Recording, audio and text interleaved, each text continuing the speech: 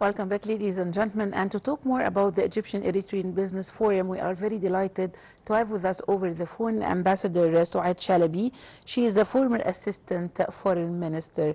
Thank you very much, Ambassador Soa'd, for joining us today in Africa Today. Thank you. Ambassador Soa'd, tell us more about the outcome of the Egyptian-Eritrean Business Forum that was held yesterday by Foreign Minister Badr Abdelghati.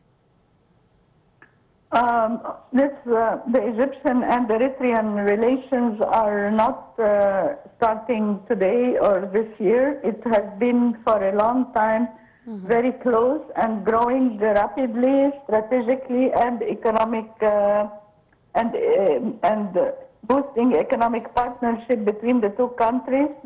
Especially that both countries have shared the borders of the Red Sea.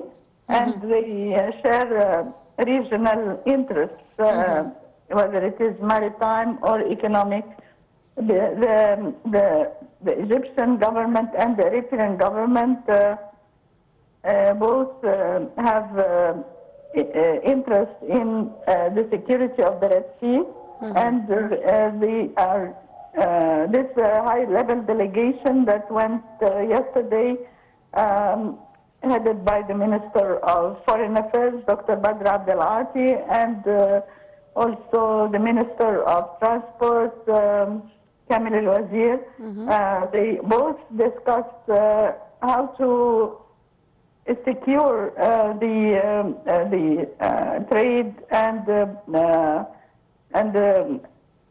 borders of the Red Sea, and limiting the exclusive responsibility of the bordering countries. The littoral states have to be in control of the Red Sea, especially for the security and the trade that is taking place between the 8 countries that are bordering the Red Sea. Yes, Ambassador Soa'd, what challenges could face the implementation of joint economic projects between the two countries?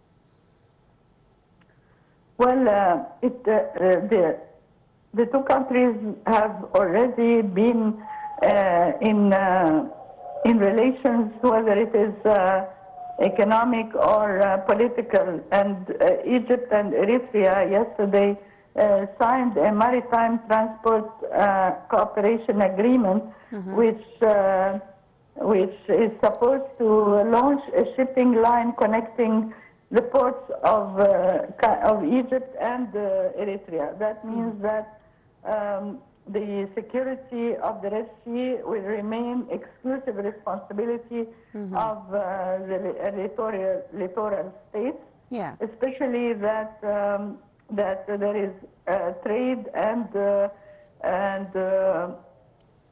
transfer of expertise between the two countries, whether it is in different sectors, especially that there is a business forum. There had been a delegation from private businessmen who had been working together with Eritrean businessmen in order to secure the trade and the exports between the two countries. Yeah. Ambassador Soa'd, we want to talk more about the private sector and its role in advancing bilateral relations between the two countries. Yes, there has been a delegation of private sector that met with business representatives, met with the President Afwerki, to explore commercial partnership in priority sectors such as mining, transport, pharmaceuticals, and fisheries. Of course, there should be another vision to capacity building and training programs for the Eritrean cadres, so that the Egyptians and the Eritreans are able to communicate in a commercial and in partnership.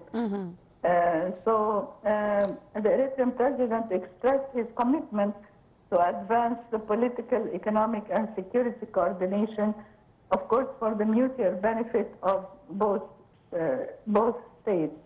Yeah. Ambassador Soa'd, you mentioned the maritime cooperation between the two countries was taking place yesterday. Tell us more about the development in the Horn of Africa through this cooperation. Yes, this pact that was signed, the Maritime Pact that was signed, it created a new shipping route that will enhance logistical connectivity and will support trade and maximize the strategic locations of Eritrea and Egypt. Yeah. Also, Egypt is prepared to transfer its expertise in railways, in ports, and maritime transportation to support the bilateral economic integration. Yeah. Of course, the Horn of Africa, as you mentioned, is a very important strategic location for Egypt. And as you know, the relations between Egypt and all the countries in the Horn of Africa is very close. Yes. Especially that Egypt is thinking strategically that the Horn of Africa and the Red Sea are part of its security integration and security. Yeah, Ambassador Soa'd, what are the steps that were being taken to increase the trade exchange investments flows between Egypt and Eritrea? As you know, that Eritrea has a very geopolitical situation, geopolitical state in the Red Sea, and this geographical proximity between Egypt have elevated the importance of regional diplomacy. Yeah. That is why there is a closer engagement between Asmara and Cairo, and of course the geopolitical relations between the two countries are shaping the competition and the Nile coordination and cooperation between the two countries. Ambassador Soa'd, moving from this topic to the Africa trade deal, which includes 55 countries, tell us more about the latest developments on the ground concerning the Africa trade deal so far. So you mean the African Free Trade Area? Yes, the free trade area, yes. Yeah, that is very important, of course, because as you know that the 55 countries are looking to create a single duty-free market in the future. Especially that there has been an increase in intra-African trade during the past 2 years, and there is a vision into 2045 that it will reach an increase up to $3 trillion a year. Yeah. So the trade is going to be increased, the GDP will be increased, and also it will foster the industrialization and diversity of exports and of services also. Not only the African countries will not depend on the raw materials export, but will depend on industrialized goods and also on the services that will be